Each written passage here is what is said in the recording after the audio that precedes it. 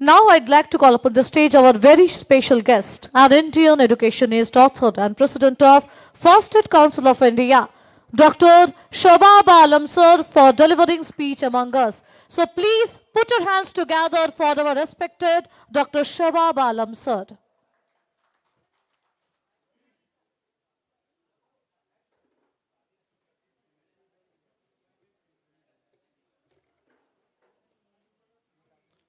नमस्कार।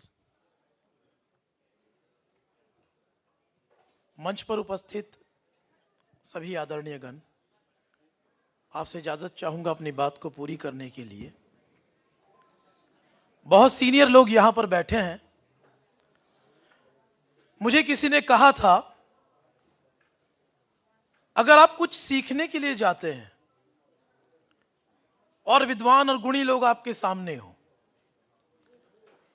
तो समझिए आपके हाथ में एक घड़ा है जिसे पिचर कहते हैं इंग्लिश में, और सामने समंदर है। आप जितना चाहें उसमें से ले सकते हैं, और यहां पर तो अगाध सागर है। सभी आदरणीय गण के लिए एक बार जोरदार तालियां।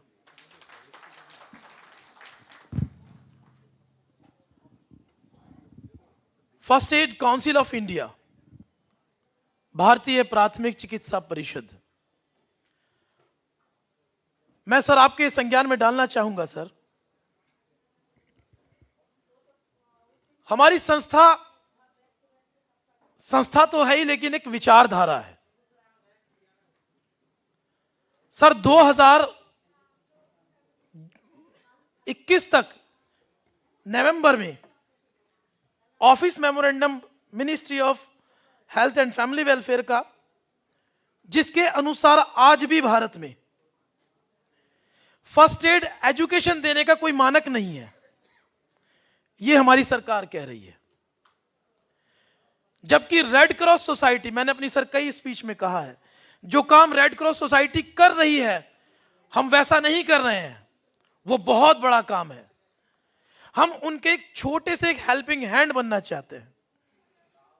यहां पर सर मैं बताना चाहता हूं, हमारी जो संस्था है सर, माननीय प्रधानमंत्री श्री नरेंद्र मोदी जी ने सन 2014 में स्किल इंडिया एक्ट बनाया था। स्किल इंडिया एक्ट क्या था? कोई व्यक्ति जिस कार्य को कर रहा है, यदि उस कार्य के अंदर उसे सुसज्जीकरण करते हुए प्रमाणीकरण कर देना चाहिए। इट मींस अगर कोई व्यक्ति किसी काम को करता है, अगर उसी काम को हम तरीके से, योजनाबद्ध तरीके से करने के बाद कोई एग्जाम लेकर उसको प्रमाण पत्र जारी कर देते हैं, तो वो स्किल इंडिया एक्ट का पार्ट होता है। सर वर्ष 2020 में हमारी संस्था ने पहली बार, मैं आप लोगों से तो बात कर ही रहा हूं, लेकिन चूंकि ये इतने बहुमूल्य लोग शायद मुझे बाद में मिल पाए, तो इनके संज्ञान में हमारी संस्था के बारे में हम क्या करते हैं वो बताना बहुत जरूरी है। वर्ष 2020 में सर हमने पूरा इंडिया सर्च किया सर, कि क्या फर्स्ट एड, जो कि इतना जरूरी है कि हम अगर बाइक खरीदते हैं तो बाइक के अंदर फर्स्ट एड किट है, दफ्तर में, घर में, बस में, हर जगह फर्स्ट एड किट है, और फर्स्ट एड बॉक्स एक हमारे घर में भी है। लेकिन इस फर्स्ट एड बॉक्स में रखी हुई दवाइयों का इस्तेमाल कैसे किया जाए, इसकी जानकारी के लिए पूरे देश में कोई मानक नहीं है। यह बात सरकार कह रही है, जबकि रेड क्रॉस सोसाइटी 103 साल से यह काम कर रही है। वर्ष 2021 में नेपाल में भी आप लोग गए सर। जहां पर जिंदगी है, जहां पर जीवन है, जहां पर लोग जी रहे हैं, जीवधारी हैं, मैं इंसानों की बात नहीं कर रहा हूं, सभी जीवधारियों की बात कर रहा हूं, वहां पर फर्स्ट एड एजुकेशन का होना जरूरी है। अब चूंकि सर भारत एक ऐसा देश है जहां पर हर दूसरा व्यक्ति डॉक्टर है सर। आप रिक्शे में बैठिए, बोलिए यार मेरे को ना आज पेट थोड़ा सा भारी हो रहा है, तो रिक्शे वाला भी आपको 2 फॉर्मूले बता देगा। हमारी संस्कृति का हिस्सा है, हमारे समाज का हिस्सा है, हमारे विचारों का हिस्सा है कि हम एक दूसरे को कहीं ना कहीं फर्स्ट एड देते हैं लेकिन क्रेडिट नहीं लेते। तो सर वर्ष 2020 में एक प्रस्ताव मैंने माननीय अध्यक्ष महोदय हैं जेपी नड्डा साहब उस समय हेल्थ मिनिस्टर होते थे, तो 2018 में मैंने उनके संज्ञान में डाला था कि सर फर्स्ट एड एजुकेशन के ऊपर कोई भी मानक नहीं है और बहुत सारे अनसर्टिफाइड डॉक्टर्स पूरे भारत में, इनका एक जाल फैला हुआ है। आदरणीय सीएमओ साहब भी बैठे हैं यहाँ पे, देखते रहते हैं अनसर्टिफाइड लोग इलाज कर रहे हैं, नीम हकीम खतराए जान बने बैठे हैं। और हम ये देखते हैं कि अगर इन्हीं लोगों को या इनसे जुड़े हुए लोगों को अगर योजनाबद्ध तरीके से, चूंकि पढ़ने का तो अधिकार सबको है, भारत का संविधान सबको अधिकार देता है पढ़ने का, किसने कहा आप मत पढ़िए, जिंदगी भर आप नीम हकीम बने रहिए। आप अपने आप को ना एजुकेशन हासिल करते हैं, ना कोई जानकारी हासिल करते हैं और डॉक्टर का लकब लगाना शुरू कर देते हैं, तब जिम्मेदारी और परेशानी बढ़ जाती है सीएमओ महोदय की कि इन लोगों को पकड़ते हैं, देखते हैं ये क्या कर रहे हैं। अगर कुछ ऐसे लोग जो पढ़ना चाहते हैं उन्हें पढ़ा दिया जाए, एक ऐसा करिकुलम, एक ऐसा फ्रेमवर्क, एक ऐसी स्कीम ऑफ एग्जामिनेशन तैयार की जाए कि इन्हीं लोगों को जिनको ये काम आता है, इन्हीं लोगों को सिखा दिया जाए। जरूरी नहीं कि इन्हीं लोगों पे हम काम कर रहे हैं। मैंने अपनी बात यहां से शुरू की थी, जहां पर जीवधारी है, मैं और आप, हम सब लोग जहां पर हैं, हम सबको प्राथमिक उपचार की जरूरत है। बहुत, चूंकि डॉक्टर्स भी यहां मौजूद हैं सर, मैं छोटी सी एक बात करता हूं। अगर दर्द की बात करता हूं, सर में दर्द किस हिस्से पर हो रहा है और हम दवाई क्या खा रहे हैं, दवाई खाते जा रहे हैं, पता नहीं चल रहा है कि दवाई से आराम क्यों नहीं हो रहा है। जहां पर परेशानी है उसकी दवाई खाओ ना भाई। अगर गैस बन रही है, आधे लोग तो सर भारत में इसलिए मर जाते हैं कि उनको ये पता ही नहीं चलता कि उनको हार्ट अटैक है या गैस का अटैक था। वो गैस का सोचते रहते हैं, उनको हार्ट अटैक हो गया और वो गए। सर मैंने अपनी कई स्पीच में एक जानकारी दी है, वर्ष 2018 की मीडिया रिपोर्ट बताती है 199 देशों में फर्स्ट एड ना मिलने के कारण हर 23 सेकंड में एक आदमी मर जाता है। और सबसे दुखद बात यह है कि 199 देशों में मरने वाले में सन 2018 में भारत पहले स्थान पर है सर। प्रथम स्थान पर हम आते हैं क्योंकि हमें फर्स्ट एड की जानकारी नहीं है। हर 23 सेकंड में एक आदमी मर जाता है क्योंकि उसको फर्स्ट एड की जानकारी नहीं है। तो माननीय प्रधानमंत्री जी से प्रेरित होकर हमने एक प्रस्ताव सबसे पहले मध्य प्रदेश सरकार को दिया और कहा कि कौशल योजना के तहत 12वीं पास, कम से कम 12वीं पास बच्चा हो, कौशल योजना के तहत जो लोग हेल्थ में काम कर रहे हैं, सर सीएमओ सर मौजूद है, मैं सर के संज्ञान में डालना चाहूंगा। सर जितने भी हॉस्पिटल्स भारत में काम करते हैं या रहते हैं, प्राइवेट हॉस्पिटल्स की बात करता हूं, उसमें अधिकतर लोग जो इंजेक्शन लगा रहे हैं they are uncertified, they are really uncertified. और वो पूरे जीवन भर उस सर्टिफाइड पर्सन से अच्छा स्किल्ड है उनके पास, वो इंजेक्शन लगा लेते हैं, लेकिन चूंकि उनके पास सर्टिफिकेट नहीं है तो वो जिंदगी भर 3 से 4 हजार रुपए की नौकरी करते रहते हैं और उनको कहीं पर सम्मान नहीं मिलता। ये एक सच्चाई है सर। सर आपके संज्ञान में डालना चाहूंगा, भारत की बढ़ती हुई जनसंख्या के अनुसार 1 लाख लोगों पर एक डॉक्टर आता है। क्या वाकई जस्टिस हो रहा है पेशेंट्स के साथ? सर 90% भारत की जनसंख्या के लोग, यानी हर 1 लाख में से 90,000 लोगों के ऊपर ये नीम हकीम, जिनको हम बंगाली नीम हकीम, अनसर्टिफाइड डॉक्टर कहते हैं, ये लोग काम कर रहे हैं। कई बार अच्छा करते हैं, कई बार बुरा करते हैं। अच्छा करते हैं तो गिने नहीं जाते, लेकिन तादाद बुरे की ज्यादा होती है। अगर इन लोगों को भी हम सर्टिफाइड कर देते हैं, इनको पढ़ा देते हैं, इन लोगों को समझा देते हैं कि ये काम ना करें आप। सर बहुत लोग ये मुझसे सवाल कर रहे थे जब मैं आ रहा था कि क्या इस कोर्स को करने के बाद सीएमओ रजिस्ट्रेशन देगा? भाई डॉक्टर बन गए हो क्या? You are only first aider. आप समझिए कि आप प्राथमिक उपचारक हैं, मात्र प्राथमिक उपचारक। बहुत लोगों ने सवाल किया सर मुझसे, क्या हम नाम के आगे डॉक्टर लगा सकते हैं? सरकार लड़ रही है कि जो पीएचडी वाले हैं वो भी डॉक्टर ना लगाएं। डॉक्टर्स तो डॉक्टर्स हैं। आप कुछ भी नहीं है तो कुछ हो जाए, बस इस पर हम काम कर रहे हैं। बुरे से अच्छे पर आ जाएं, बस उस पर काम कर रहे हैं। आपके संज्ञान में सर ये डालना जरूरी था सर, क्योंकि फंक्शन चल रहा है। आपकी बहुत महत्वपूर्ण स्पीच हुई सर यहाँ पे, और उस स्पीच का मैं हिस्सा बना, कहीं नहीं बना, क्योंकि मैं बंगाली नहीं जानता, लेकिन मैं कहीं पर सुन रहा था। चूंकि सर फर्स्ट एड एक वो कोर्स है जो हर एक व्यक्ति की जरूरत है, हर एक व्यक्ति को आना चाहिए, हर एक व्यक्ति को उसकी जानकारी होनी चाहिए। जरूरी नहीं कि वो कोई पर्टिकुलर समाज के लोग करें, आप और मेरी भी जरूरत है।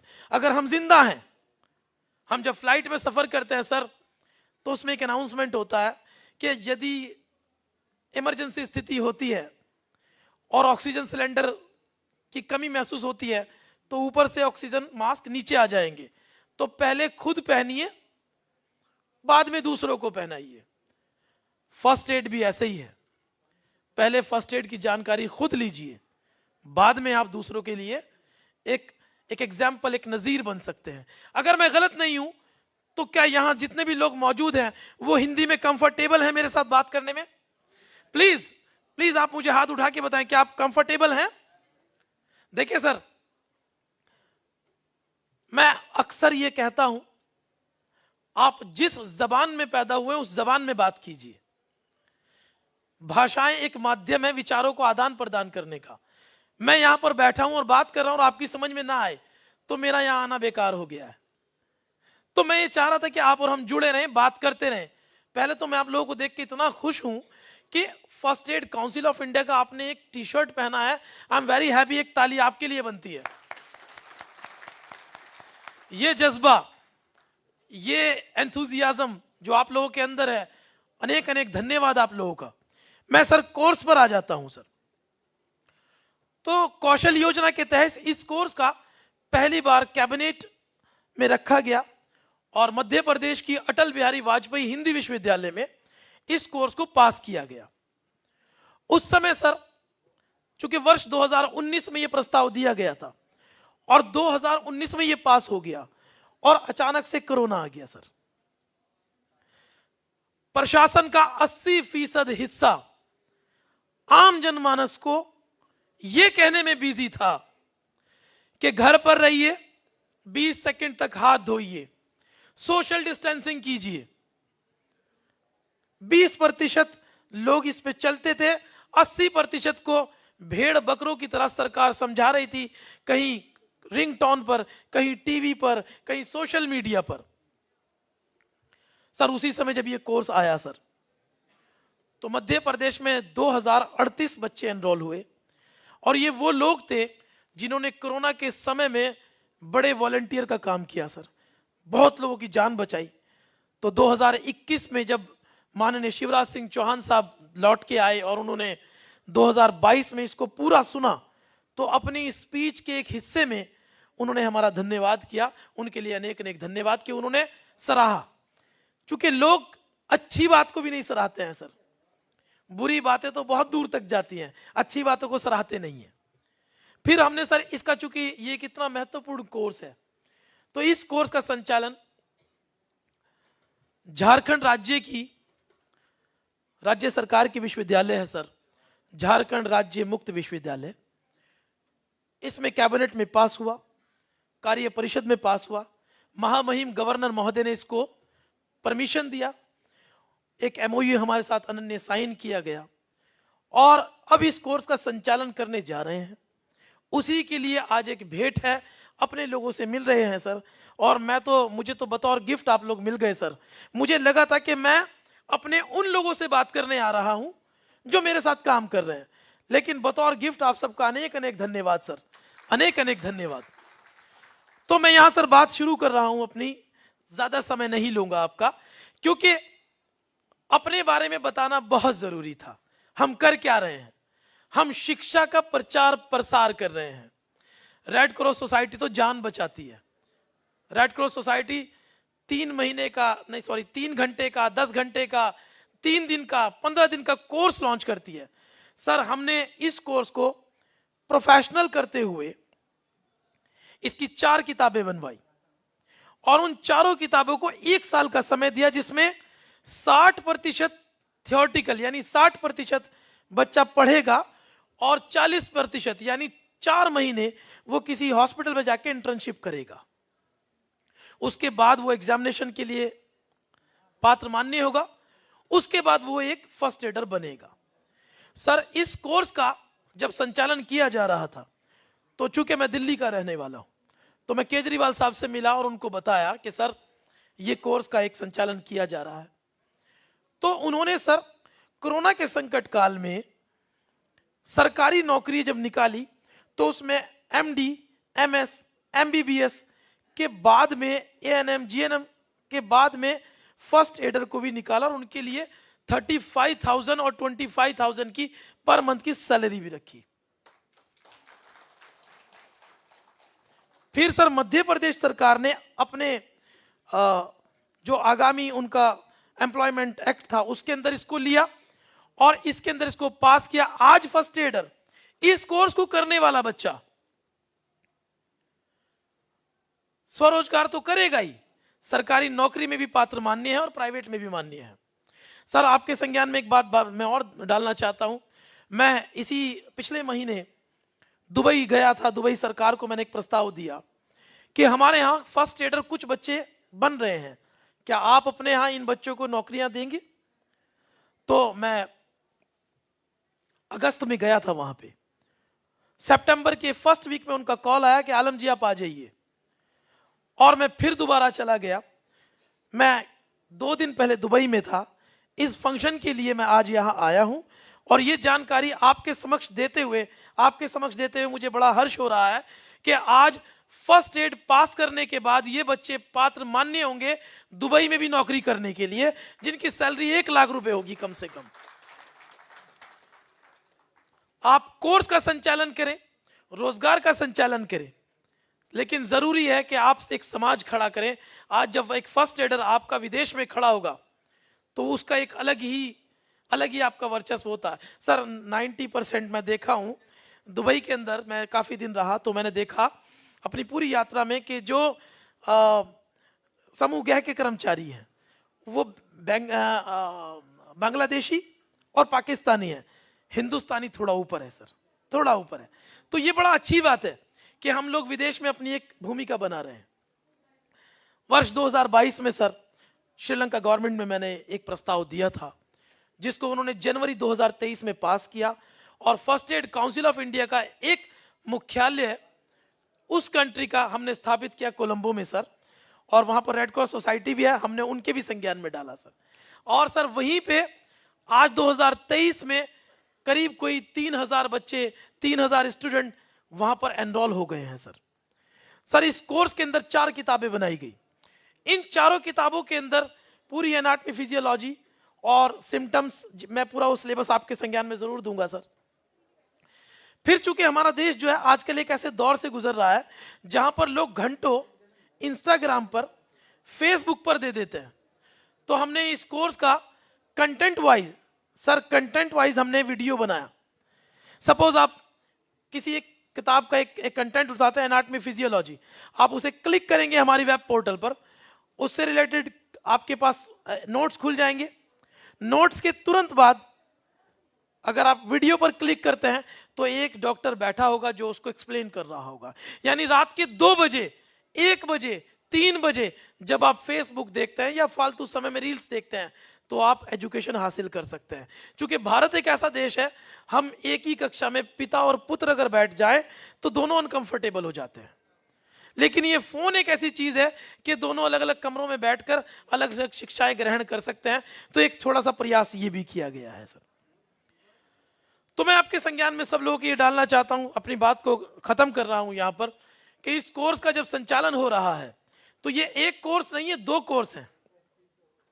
यहां पर एक कोर्स का नाम लिखा है, लेकिन माननीय महामहिम ने 2 कोर्स, मैंने प्रस्ताव 2 कोर्स का दिया था, एक जन स्वास्थ्य रक्षक और एक फर्स्ट एड स्पेशलिस्ट डिप्लोमा।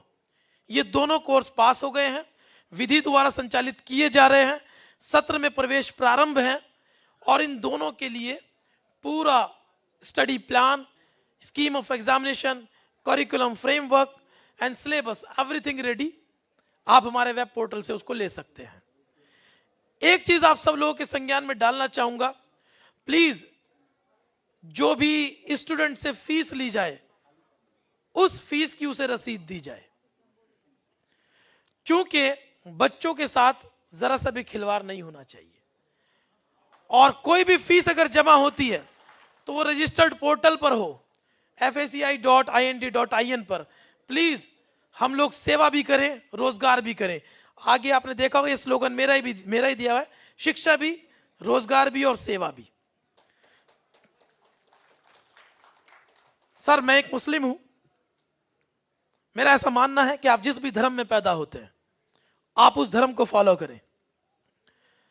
मेरे मजहब के हिसाब से यह कहा जाता है, आपके नसीब में जितना पैसा है, जितनी सक्सेस है, जितनी इज्जत है, जितनी बेइज्जती है, वो सब आपको मिलेगी। उसके लिए रास्ता आपको चुनना है। आप सही रास्ता भी चुन सकते हैं, आप गलत रास्ता भी चुन सकते हैं। एक व्यक्ति जो कब्र खोदता है, जिसका काम कब्र खोदना है, जब वो भगवान से, ऊपर से, अल्लाह से दुआ मांगता है, हे प्रभु, हे भगवान आज मुझे रोजगार मिल जाए, वो उसको भी देता है। रास्ता उसने इख्तियार किया है। एक चोर रात में निकलता है, कहता है प्रभु आज मेरा काम हो जाए, भगवान ईश्वर अल्लाह उसको भी रोजगार देता है। मेरा कहने का तात्पर्य यह है कि सेवा करें, रोजगार ऊपर वाला दे रहा है और बहुत अच्छे से देगा, बहुत बेहतरीन आपको मिलेगा। आपके नसीब का कोई आपसे छीन नहीं सकता। जो आपको मिलना है वो आपको मिलेगा, रास्ता आपको चुनना है। तो मेरा आपसे निवेदन यह है, मैं अपनी बात को यहां कंक्लूड करते हुए यह कहना चाहूंगा, प्लीज स्टूडेंट्स को स्टूडेंट समझें, क्योंकि आप एक शिक्षक हैं या एक उसके मार्गदर्शक हैं। जब आप उसके सामने जाएं तो वो आपको इज्जत करे, आपको देखकर खड़ा हो जाए। क्योंकि यहां पर रेड क्रॉस सोसाइटी के से जुड़े हुए सर मौजूद है, मैं इस सोसाइटी को आदर्श मानता हूं, तो मैं पूरा का पूरा समर्पण उनको दिया हूं। एक बार सर के लिए अनेक अनेक धन्यवाद।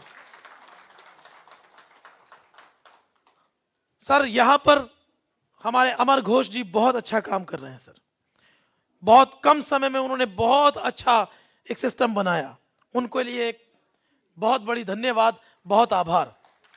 श्यामलाल जी हमारे डायरेक्टर हैं, पूरा इंडिया देखते हैं, सर आए थे, मैंने कहा सर आप आइए प्लीज मिलिएगा, सर के लिए अनेक अनेक धन्यवाद।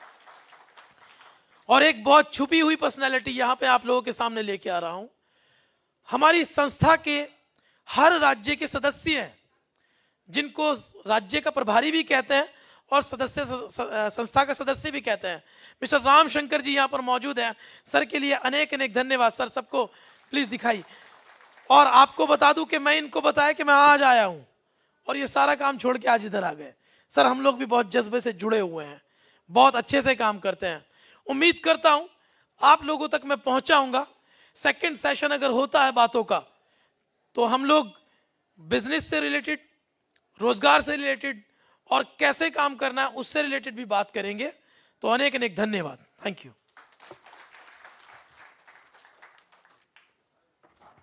Thank you so much sir. तो एक बार जोरदार तालियां हो जाएं हमारे respected sir doctor Shahbab Alam, an Indian educationist, author and president of First State Council of India। तो एक बार জোরে করো তালি প্রত্যেকে।